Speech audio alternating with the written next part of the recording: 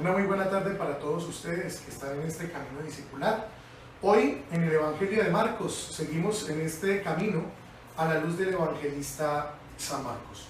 Mi nombre es Julián Andrés Flores, sacerdote de la Arquidiócesis de Cali, también formador del Seminario Santiago Apóstol de Profesionales. Los voy a acompañar en esta nueva serie de catequesis que tiene que ver hoy, y empezamos hoy con este capítulo importante, en el número 6, que es el enfrentamiento de los fariseos, en especial un elemento del camino discipular que es aprender a asumir la crítica. Y este es un elemento importante porque si hay alguien que se enfrenta de frente contra los fariseos, es Jesús. Recordemos que para Marcos es muy importante todo lo que tiene que ver con el secreto mesiánico. Y recordemos que el secreto mesiánico tiene que ver con ese elemento fundamental de aprender a descubrir en la figura humana de Jesús el portento divino, es decir, el poder divino que había detrás de cada una de sus acciones más humanas. Para Marcos es importante empezar a desmitificar todas esas nuevas figuras que iban apareciendo a lo largo del camino posterior a la muerte del Señor, y que tenía que ver con milagreros, con personas que aparecían haciendo tal vez muchos milagros, y que tal vez se equiparaban y que algunos caían en la tentación de compararlo a Jesús. Por eso para San Marcos es muy importante ver en cada una de estas acciones humanas de Jesús el poder divino que hay detrás de cada una de ellas. Y esto es a lo que busca como objetivo lograr el evangelista Marcos. Uno de esos elementos, como lo hablábamos hoy, es aprender a asumir la crítica. Y aprender a asumir la crítica vamos a ver que va a ser muy importante porque vamos a hablar de 4 elementos fundamentales que aparecen hoy. El primero tiene que ver con la confrontación con el mensaje. El segundo tiene que ver con la confrontación con el ayuno. Y el tercero tiene que ver con la confrontación de la ley. El cuarto tiene que ver con la confrontación del sábado. Hoy vamos a ver en este Marcos 2, 18, 28 que estos 4 elementos que confronta el evangelista son importantísimos. El mensaje, porque era el contenido del reino de Dios que traía Jesús. Del ayuno, porque era una de las prácticas más conocidas y más fuertes dentro de la espiritualidad rabínica y también del pueblo sacerdotal. La confrontación con la ley, porque es el centro de la palabra de Dios. Y la confrontación con el sábado. Son 4 confrontaciones que aparecen. Y estas 4 confrontaciones son el corazón de toda la fe religiosa judía, en especial con los fariseos. Entonces vamos a iniciar con el primero, y tiene que ver con la confrontación con el mensaje. Jesús, a lo largo de todo el evangelio, tiene muchas confrontaciones con los fariseos. Fariseo, la palabra fariseo significa apartado. Eso significa la palabra fariseo. ¿Y por qué los fariseos tenían este nombre?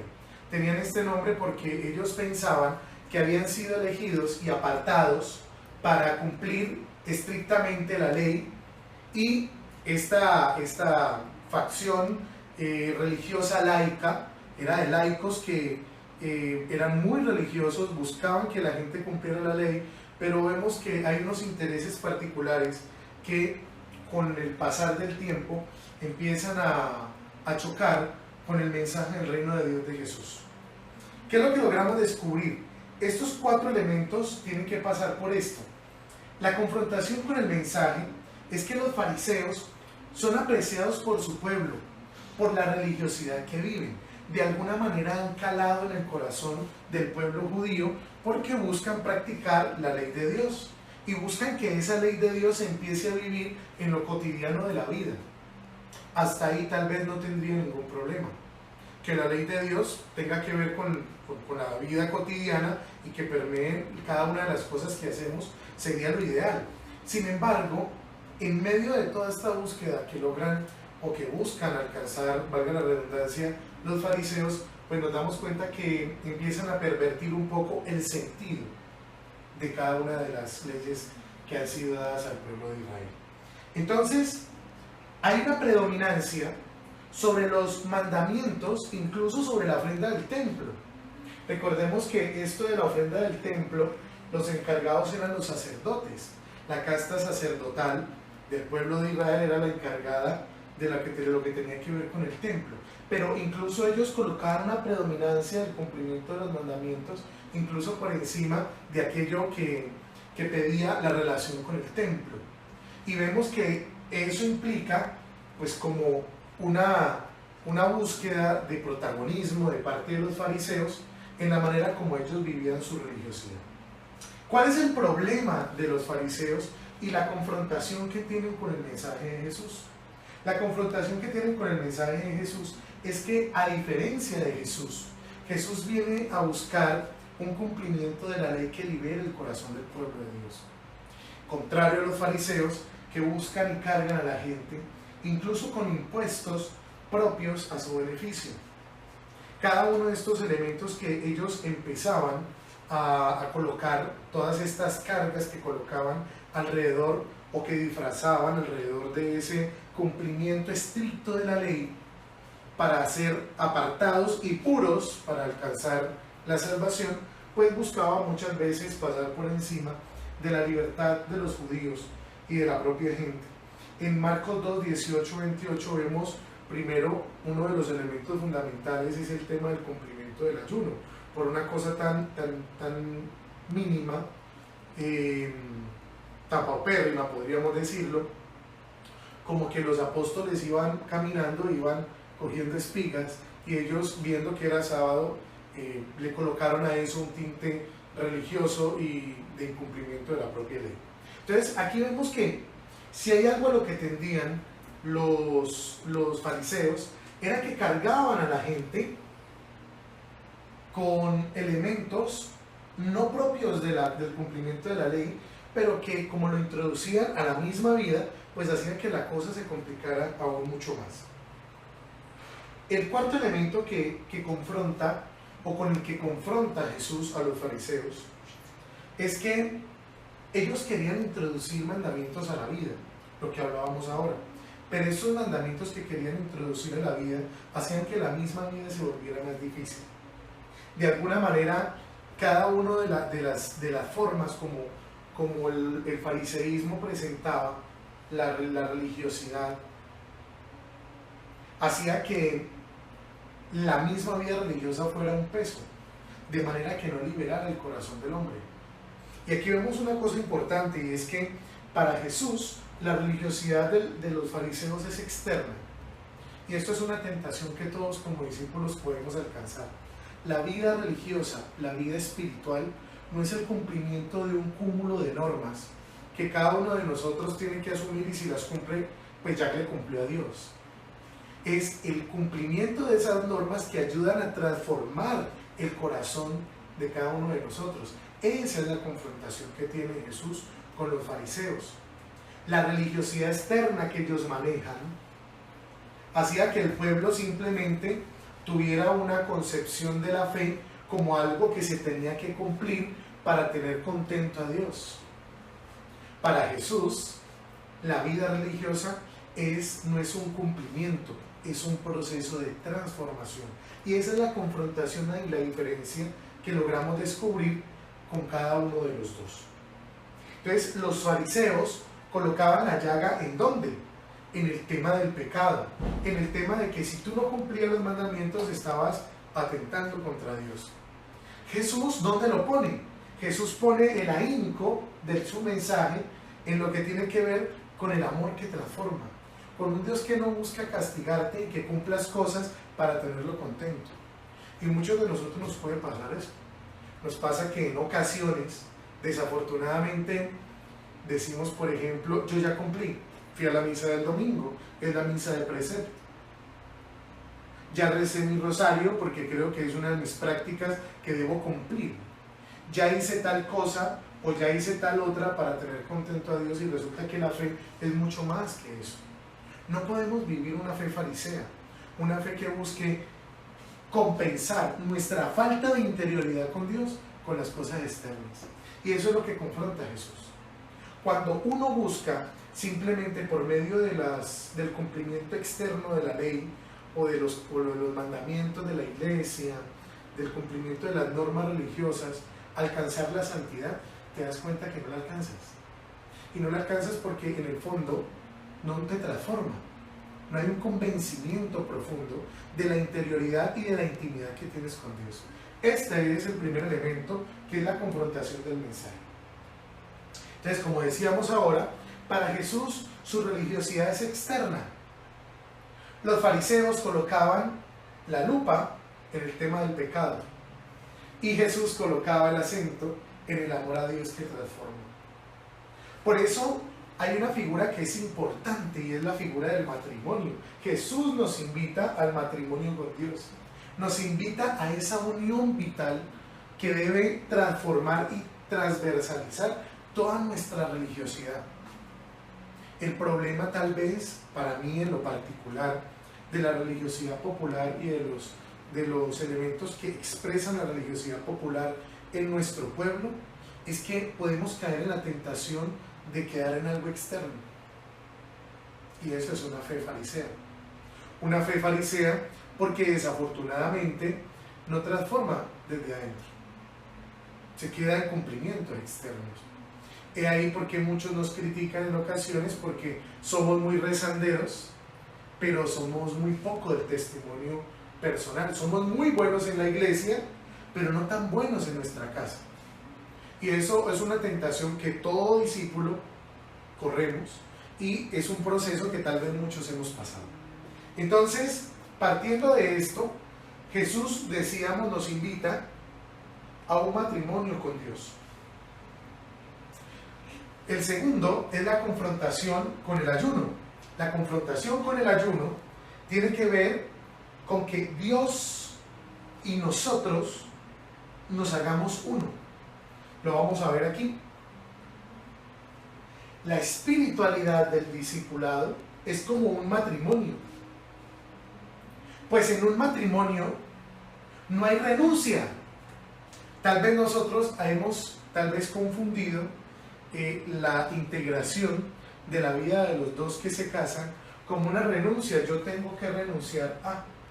Pero resulta que en el matrimonio no cogemos la mitad. Eso de la mitad de la naranja, eso no aplica para este tema que tiene que ver con el matrimonio. Tal vez son figuras que se ha creado el mundo. Conseguí mi media naranja.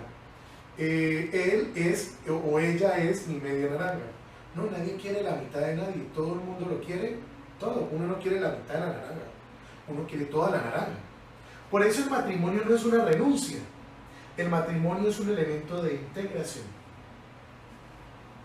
Jesús quiere que cada uno de nosotros viva una espiritualidad así. Una espiritualidad que nos ve a través de ¿qué? De la alegría y de la esperanza. Por eso la confrontación entre los fariseos y entre el mensaje de Jesús. Porque la confrontación con el ayuno tiene que ver, ¿para qué van a ayunar? ¿Para qué van a ayunar los amigos del novio si el novio está con ellos? Si el novio está con ellos es un momento de alegría. Ya llegará el momento de vivir el ayuno. Recordemos que el ayuno se vivía con un tinte de penitencia, de recomponer la relación con Dios, de recomponer nuestra relación integral, propia. Pero ellos hablaban del ayuno, de un ayuno que en ese momento era obsoleto porque Jesús estaba con ellos. Y en ese momento la integración de la vida de los discípulos con Jesús tenía que ser plena. Entonces, el ayuno tendrá su momento. ¿Dónde estará el momento del ayuno? Cuando muera Jesús. Cuando sea el momento de penitencia. Ahí será el momento para el ayuno. Este momento donde los discípulos andan con Jesús no es un momento de ayunar. Por eso cuando a Jesús le preguntan por el ayuno de los discípulos, Jesús habla de que no hay necesidad de ayuno, porque Él está con ellos. Y mientras esté con ellos, lo importante va a ser vivir esa integración de esa relación de Él con los discípulos. Entonces, el sentido del ayuno está ¿en dónde? El sentido del ayuno es otro.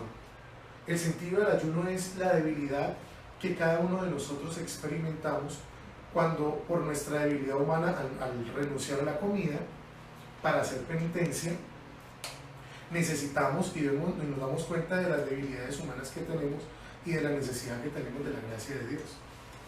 Ese es el sentido del ayuno. El ayuno tiene un sentido mucho más profundo. Es que en la debilidad de nosotros, al dejar de comer, el Señor nos fortalezca. Pero ellos le daban un sentido del ayuno a todo. Incluso cuando en los momentos de alegría no era un momento para el ayuno. Entonces, el sentido del ayuno está en reflejar la debilidad humana, que es compensada con la fuerza de la gracia. Por eso Jesús en la confrontación con el ayuno dice, habrá un momento para el ayuno. Este momento es para que se viva la presencia de Dios con ellos y conmigo. El tercero es la confrontación de la ley.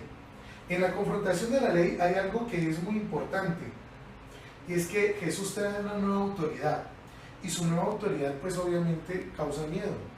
Causa miedo porque invierte el orden establecido por la religiosidad popular de los fariseos, de esa religiosidad propia que traía el pueblo de Israel.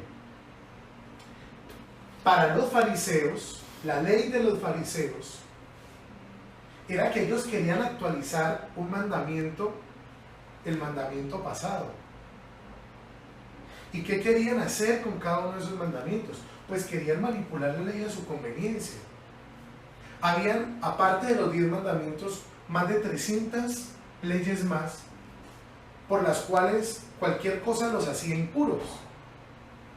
Habían reunido un canon de leyes que hacían que vivir la vida fuera imposible, porque a todo le habían metido un elemento religioso, incluso las cosas más insulsas.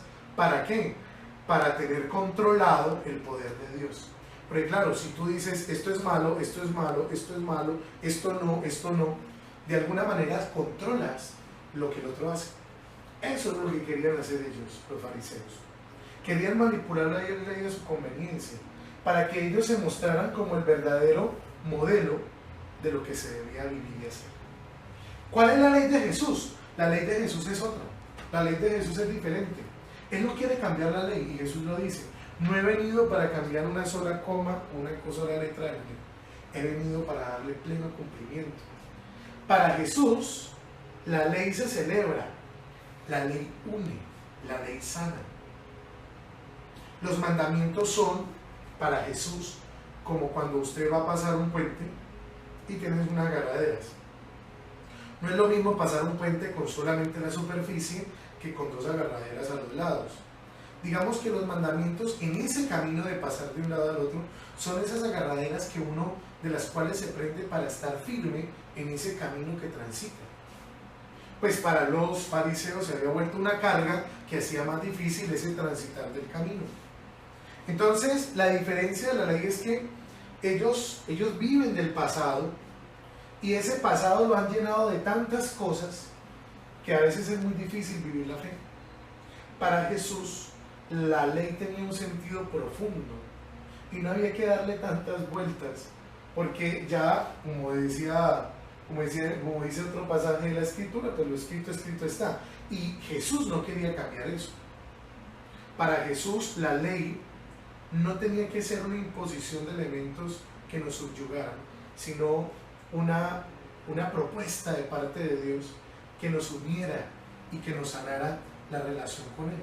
Relación que obviamente se rompe constantemente pues por nuestra terquedad y nuestro pecado. Entonces, el otro enfrentamiento es el enfrentamiento con el sábado. Vemos primero un contenido que tiene que ver con el mensaje, luego un contenido que tiene que ver con el ayuno, que era una práctica muy fuerte para los fariseos, y luego vamos a ver el del sábado. El del sábado es aún igual de fuerte, y vemos que los fariseos llenaron de preceptos la fe, lo decíamos ahora, y este cumplimiento de la ley del sábado tenía un fin. El fin que tenía era que el hombre disfrutara de la paz de la creación, que el hombre al no trabajar pudiera sentarse a disfrutar, como dice el Génesis, disfrutar de lo creado y descubrir en lo creado la comunión con Dios. Entonces, por eso trabajar el sábado era tan difícil de entender para un judío, pero ellos, como lo vemos en cada uno de los preceptos, y lo vamos a ver en Marcos 18-28. Por eso es importante que leamos el texto allá en la casa antes de iniciar. Pues vemos que el sentido, que es que el hombre disfrute de la creación y de la paz y de la comunión con Dios, pues se va rompiendo. Se va rompiendo por todos estos preceptos que desafortunadamente le dan más importancia a la letra que al significado. El significado es declarar el señorío de Dios y la comunión con Dios en todo lo creado. Pero el sábado incluso se convirtió en un problema para el propio judío. ¿Ven cómo todo lo van tergiversando? Los fariseos desafortunadamente se quedan en la letra de la ley, pero no en el sentido de esa letra. Jesús, que es un hombre totalmente libre, retoma la libertad, su propia libertad, y recobra el sentido de ese sábado. Un sábado que obviamente es muy diferente. ¿Por qué? ¿Por qué nos pasa esto? Y esto suele pasar muchas veces en la vida espiritual. Nos encanta tener el control de la vida espiritual. Nos encanta tener mandamientos, nos encanta tener reglas, nos encanta tener en el discipulado elementos que nos den la seguridad de que lo que estamos haciendo está bien, pero muchas veces con nuestros criterios, ni siquiera con lo que Dios nos pide. Cogemos los criterios de Dios, los acomodamos a lo que nosotros creemos y los volvemos más rígidos que lo que Dios nos los dio. Y eso es un tema muy delicado para el discipulado.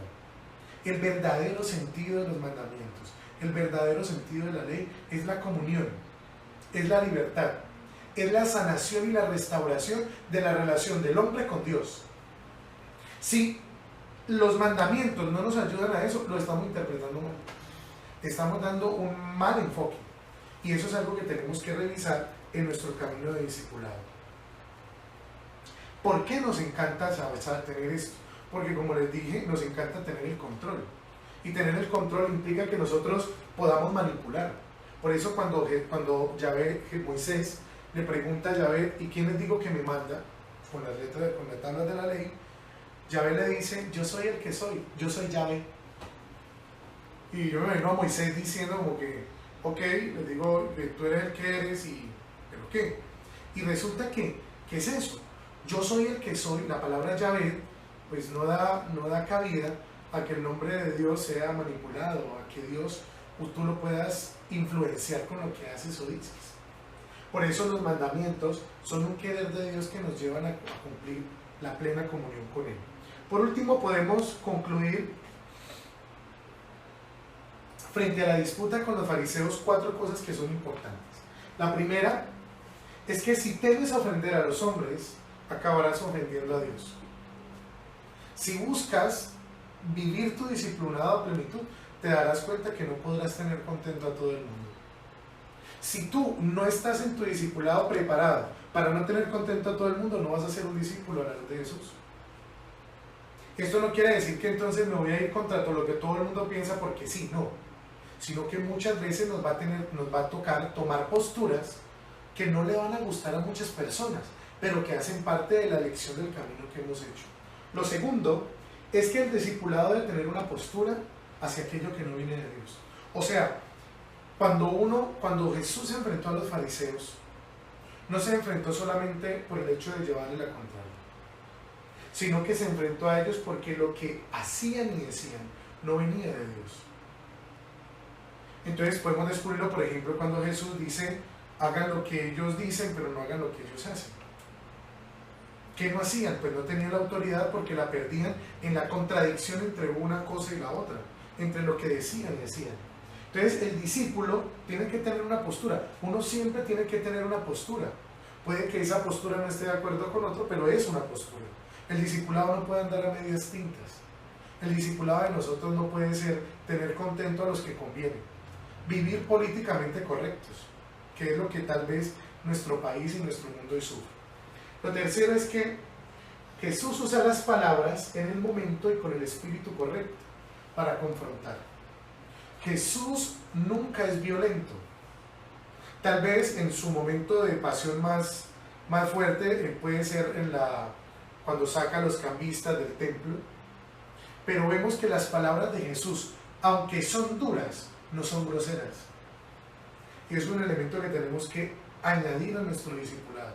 Nuestra intransigencia por la falta de manejar nuestras emociones no puede jugarnos en contra de la verdad que tenemos que decir. Si la verdad es verdad, no tenemos que ser ni groseros, no tenemos que gritar, no tenemos que exaltarnos, no tenemos que imponernos. La verdad habla por sí misma. Y lo último es que en el discipulado, al enfrentar las críticas, posponer las confrontaciones simplemente lo único que hace es hacerlas más difíciles. Hay cosas que hay que decir a tiempo. Hay cosas, como dice San Pablo, que hay que decirlas a destiempo, pero hay que decirlas en el modo y en el momento correcto. Pero nuestro discipulado hace énfasis hoy en el Evangelio de Marcos a que nuestras confrontaciones con aquellas posiciones fuera de la ley del amor de Dios, pues tienen que darse y hacen parte de nuestro discipulado. Que tengan un buen día y nos vemos en otra ocasión.